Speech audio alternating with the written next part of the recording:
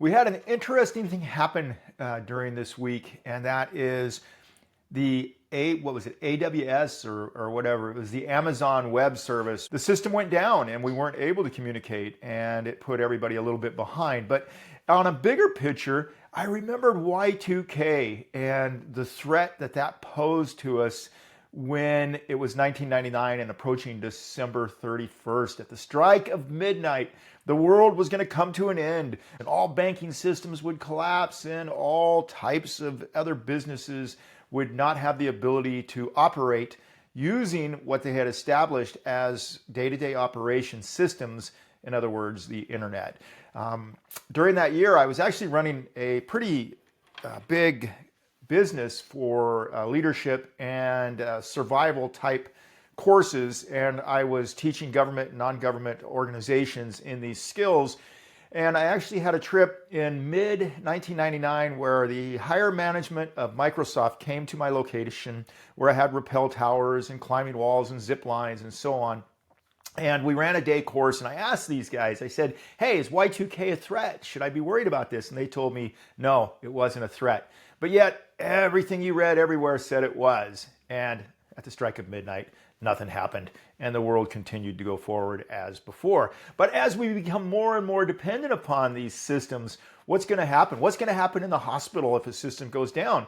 Yesterday, I had an MRI done, and they had problems the day before with this AWS thing, and were really struggling to keep their systems up online and operational so they could meet the needs of the patients.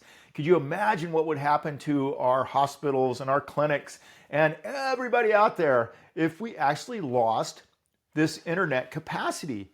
I mean, this is huge. And it really drives home how important it is to understand what our survival needs are, which are our needs for day-to-day life. The basic three of maintaining life, which deal with personal protection, clothing, shelter, and warmth or fire, should we have a threat to our body temperatures.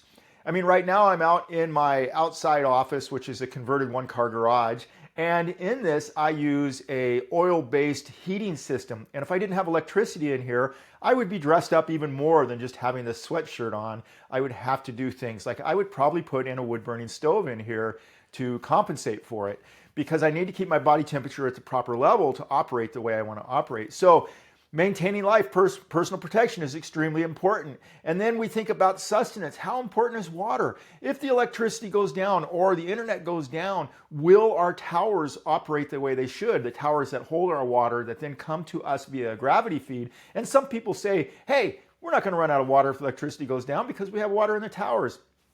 What happened to Hurricane Katrina? How long were they having issues with electricity? And if you're not pumping water up into the tower, eventually it runs out. So water is really important. We have to think about ways to meet that water need to keep ourselves alive. And at some point, if we have a long-term situation go on, how are we going to meet our food component of that sustenance need? And where are we going to get that from? So these are really important: personal protection, sustenance, and then health issues. How do we take care of one another in a crisis?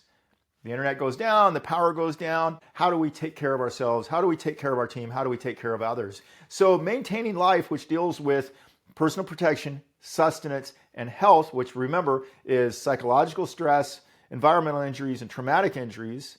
How do we survive that, and how do we deal with that? And if we're dealing with a big tornado that comes through, or a big hurricane like Hurricane Katrina, or something along that lines, if it takes out those capacities, how do we meet our needs? So they're extremely important, and they can't be understated. When I go overseas and I do these international trips, I'm in areas where they just exist without electricity, without running water, and that's their day-to-day life. But yet, as an outsider coming in, I have to adapt to that and get used to it, and have to be able to perform my medical tasks without that other help, without that electricity, the machinery, and everything else that I'm used to. I have to go back to my sight, my hearing, my touch, and what they tell me as far as determining, and by all means, that's really important even if you have electricity and running water, but it's especially important when I don't have any outside support. I have to use that to help determine what I'm going to do, and I have to make sure that I'm taking care of their personal protection needs, their sustenance needs,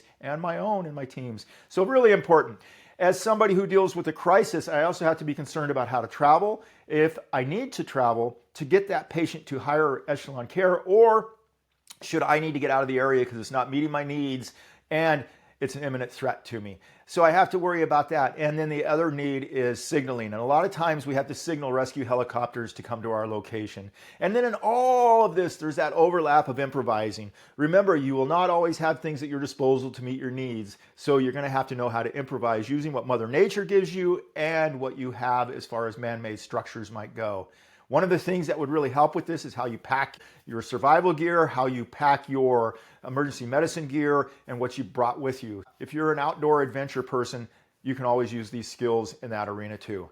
I really, really, really hope that this has value for you as a human being, as an individual, as a family member, as a member of a team or community, and that in some way it inspires you to keep safe and to help take care of others.